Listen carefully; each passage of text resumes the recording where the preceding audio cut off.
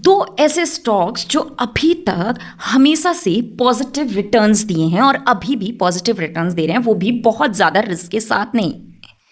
Hello everyone, welcome to Aseto finance. आज हम बात करेंगे दो ऐसे स्टॉक्स की जो पहले से बहुत ही ज़्यादा पॉजिटिव रिटर्न्स दिए हैं और अभी भी पॉजिटिव रिटर्न्स दे रहे हैं। आज हम बात करेंगे आईसीआईसीआई बैंक और फेडरल बैंक के बारे में। उसको डिटेल में जानेंगे, उनकी फाइनेंशियल एनालिसिस करेंगे और उसके बाद एक फाइनल थॉट देंगे, यानी कि क्या ये सही टाइम इन्वेस्टमेंट का, क्या इनकी स्ट्रेंथ है, कितने रिटर्न्स दिए हैं, सब कुछ हम इसमें डिस्कस करेंगे। और उसके बाद हम डिस्कस करेंगे कि बैंक निफ्टी में कितना कंट्रीब्यूशन है, मार्केट पे कैसा असर पड़ता है। तो चलिए शुरू करते हैं।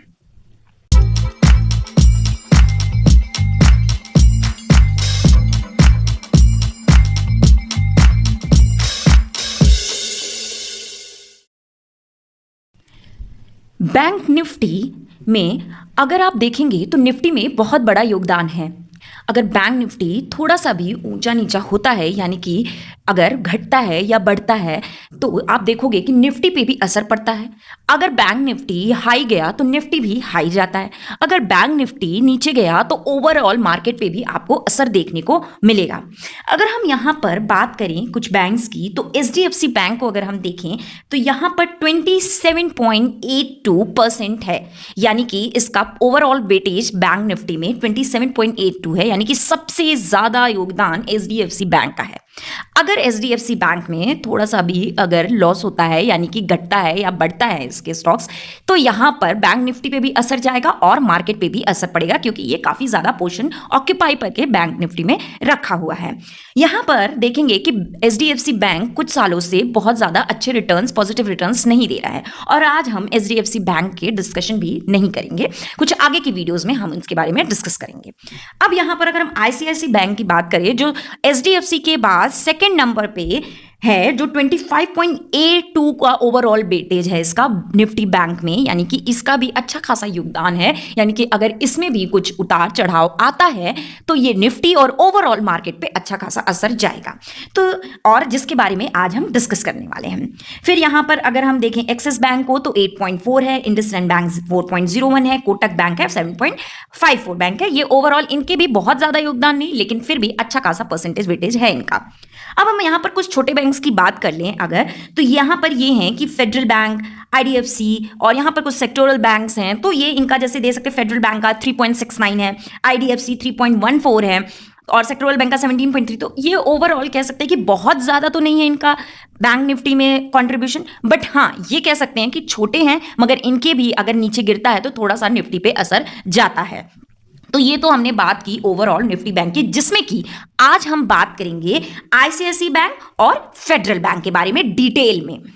तो सबसे पहले हम चलते हैं आईसीआईसीआई बैंक की तरफ। आईसीआईसीआई बैंक के अगर फाइनेंशियल्स को हम डिस्कस करें तो यहां पर हम नेट प्रॉफिट देखेंगे तो 12,630 करोड़ के अप्रॉक्स इनका नेट प्रॉफिट है। Q4 2024 की बात कर रहे हैं, और ओवरऑल अगर हम पूरे ईयर में देखें 2024 के, तो 50,000 करोड़ अप्रॉक्स इनका ओवरऑल नेट प्रॉफिट है। आईसीआईसीआई बैंक के एक फैक्ट बता दें तो पिछले 10 सालों में लास्ट क्वार्टर में आप देखोगे कि 10,000 करोड़ से नीचे इनका कभी भी आईसीआईसीआई बैंक का प्रॉफिट नहीं गया है, हमेशा से ऊपर ही गया है।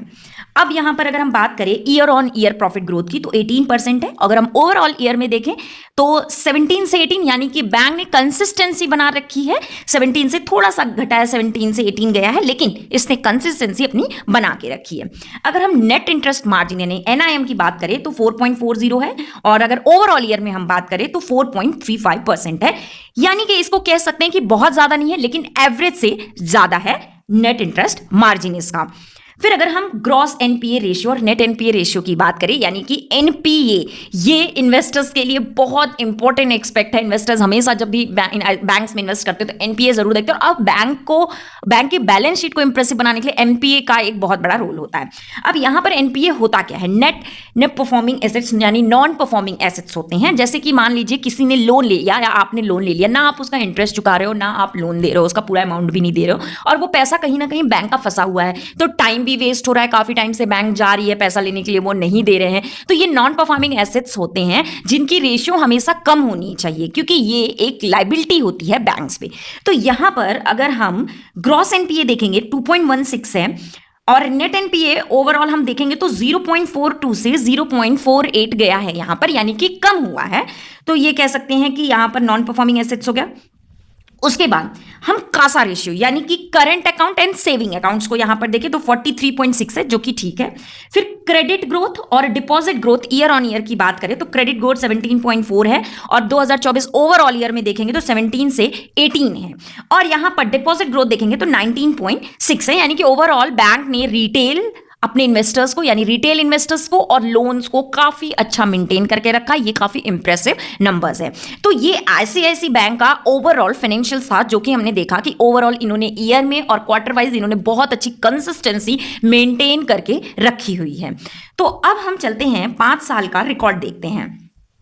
यहां पर आप देखोगे कि पिछले 5 साल में आईसीआईसी बैंक का क्या रिकॉर्ड रहा है, इसको हम देखते हैं। तो आप देखोगे कि ओवरऑल आईसीआईसी बैंक का जो रिटर्न रहा है 313.37% इनका रहा है ओवरऑल रिटर्न पिछले 5 साल में। ये एक लार्ज कैप कंपनी है, यानी कि बहुत ही कम रिस्क है इस कंपनी में। और दूसरी चीज, अगर आप ग्राफ में देखोगे तो हर ईयर के एंड में, यानी अगर हम यहां देख लें Jan 21, देन Jan 22, Jan 23, इन्होंने हमेशा से ईयर एंड पे पॉजिटिव रिटर्न दिया है। ये बहुत ही इंपॉर्टेंट एस्पेक्ट्स है कि ईयर एंड पे ये हमेशा से अपना ओवरऑल पॉजिटिव रिटर्न्स देते हैं। अगर आप इस ग्राफ को भी ध्यान से देखोगे तो ये हमेशा बढ़ता ही गया है, यानी इनकी परफॉर्मेंस हमेशा अपनी हर ईयर वाइज बढ़ती ही गई है और हमेशा से एक अच्छा रिटर्न्स दिया है। यानी एक लार्ज कैप कंपनी आपको लो रिस्क के साथ ओवरऑल एक अच्छा खासा पॉजिटिव रिटर्न्स दे रही है। ये अपने आप में ही बहुत अच्छा स्टॉक कह सकते हैं बैंक्स में। तो ये तो हमने आईसीआईसी की ओवरऑल 5 साल के रिटर्न्स की बात की। अब हम बात करेंगे ऐसे बैंक की, कह सकते हैं छुपे रुस्ते बैंक की, जो कि है तो छोटा, कहते हैं जेम ऑफ बैंक्स, एक छोटा बैंक मगर छुपा रुस्तम, जो छुप के एक स्लोली अपनी परफॉर्मेंस को डे बाय डे अच्छा कर रहा है। हम बात कर रहे हैं फेडरल बैंक की।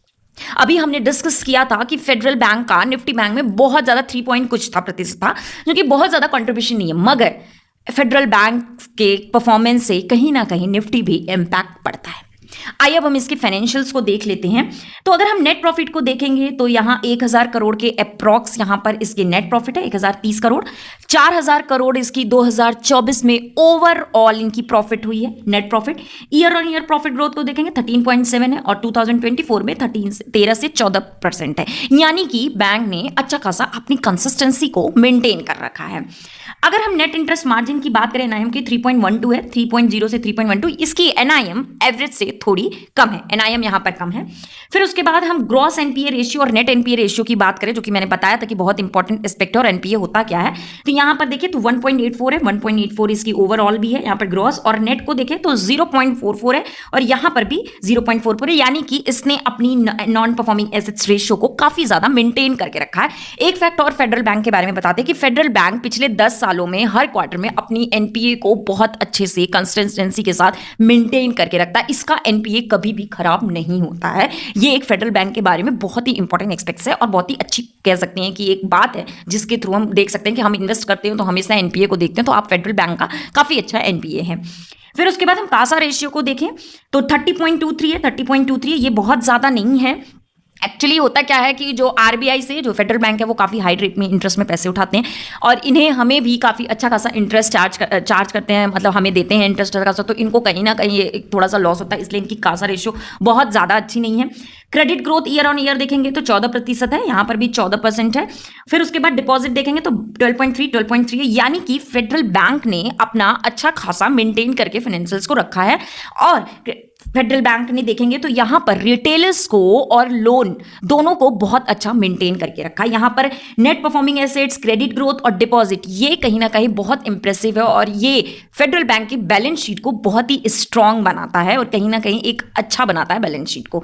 तो ये ओवरऑल हमने फेडरल बैंक का देखा कि ये काफी ज्यादा कंसिस्टेंसी मेंटेन की है, दो इसकी एनआईएम थोड़ी सी कम है और कासा रेशियो थोड़ी कम है, बट इतना ज्यादा भी नहीं कम है।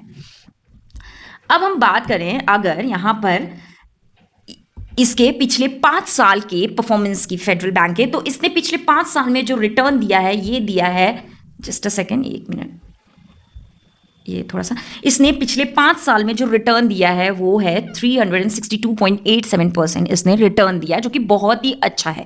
ये एक मिड कैप का बैंक है और मिड कैप बैंक के लिए ये बहुत ही अच्छे रिटर्न्स हैं और ये लो रिस्क के साथ है, बहुत ज़्यादा रिस्क नहीं है। अगर हम इसका ओवरऑल अगर यहाँ पर देखें ग्राफ आप देखोगे तो ईयर ऑन ईयर ये डे बाय डे इसकी परफॉर्मेंस इंक्रीज हो रही है और ये कंस्टेंटली ये पॉजिटिव रिटर्न्स दिया है। मैंने बात की थी शुरू में कि 2 ऐसे स्टॉक्स जो कि कंस्टेंटली एक पॉजिटिव रिटर्न्स देते हैं, इसमें फेडरल बैंक का जो मैंने बताया था, आप देखोगे कि ईयर एंड पे हमेशा ये पॉजिटिव रिटर्न्स कहीं ना कहीं से दे रहे हैं और आप कंस्टेंटली देखो तो ये यहां पर पॉजिटिव रिटर्न्स कंस्टेंटली दे रहे हैं। तो ये तो हमारा 5 साल का बात था और हमने फाइनेंशियल्स की भी बात की थी। एक मिड कैप जैसी कम बैंक के लिए, मिड कैप कंपनी के लिए कह सकते हैं, बैंक के लिए कह सकते हैं, अगर इतने रिटर्न्स मिल रहे हैं, इतनी अच्छी फाइनेंशियल्स हैं, तो ये कह सकते हैं बहुत ही अच्छी कह सकते हैं बैंक है, बहुत ही अच्छी परफॉर्मेंस है हम कह सकते हैं। तो ये तो बात हुई फेडरल बैंक की और आईसीआईसीआई बैंक की।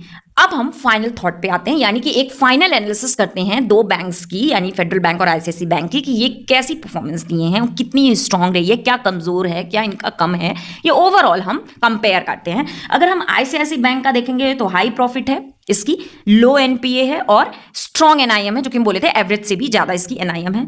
ऑलरेडी वेल डिस्कवर्ड है, यानी कि बहुत ही नोन है, हर लोगों में आईसीआईसीआई बैंक जाना जानता है। ये आईसीआईसीआई कह सकते हैं आईसीआईसीआई स्टॉक एक डार्लिंग स्टॉक माना जाता है और ये लॉन्ग टर्म के लिए एक अच्छा पिक है, क्योंकि ये कह सकते हैं कि एक बहुत ही स्ट्रांग रिटर्न दे रहा है, कोई रिस्क नहीं है इसमें, तो लॉन्ग टर्म के लिए कह सकते हैं बहुत ही अच्छा ये पिक है। अब यहीं पर अगर हम फेडरल की बात करें तो कंसिस्टेंट ग्रोथ दिया है, जो कि हमने फाइनेंशियल्स में देखा था कि ये कंसिस्टेंट ग्रोथ दे रहा है।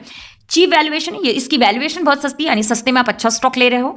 उसके बाद अगर हम इसका देखें तो लोअर कासा है, जो कि हमने बताया था कि इसका लोअर कासा है क्योंकि इंटरेस्ट ज़्यादा देना पड़ता है उनको, और इसकी लोअर एनआईएम है। लेकिन एक मिड कैप कंपनी की अगर बात करें, जो एनआईएम थी वो भी फिर भी इतनी ज़्यादा कम नहीं है, अगर हम मिड कैप की वजह से देख रहे हैं, हम लार्ज कैप से नहीं कंपेयर कर रहे हैं, हम मिड कैप के हिसाब से देखें तो इसकी मार्जिन जो है, नेट मार्जिन है, वो ठीक है।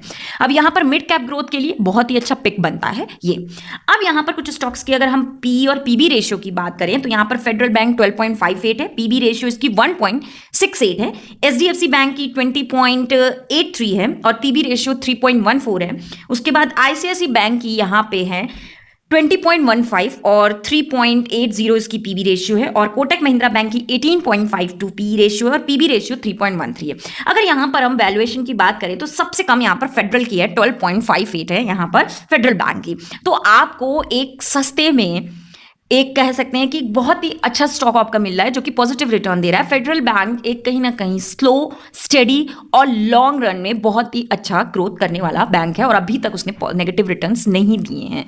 तो ये तो ओवरऑल हमने देखा आईसीआईसीआई बैंक और फेडरल बैंक, जो कि हमेशा बहुत ही अच्छे रिटर्न्स देते हैं। अब आप हमें बताइए कमेंट सेक्शन में कि आप क्या ऑलरेडी इन्वेस्टर हो फेडरल बैंक, आईसीआईसीआई बैंक की, या फिर इस एनालिसिस के बाद या आप फेडरल बैंक में इन्वेस्ट करोगे या आईसीआईसीआई बैंक में। एक सवाल मेरा जाते जाते आप लोगों से ये है, आप कमेंट बॉक्स में जरूर बताइएगा, हम अगले वीडियो में डिस्कस करेंगे कि क्या फेडरल बैंक जिस तरह से परफॉर्म कर रहा है आने वाले कुछ सालों में, क्या ये आईसीआईसीआई और एचडीएफसी बैंक के बराबर आके खड़ा रहेगा?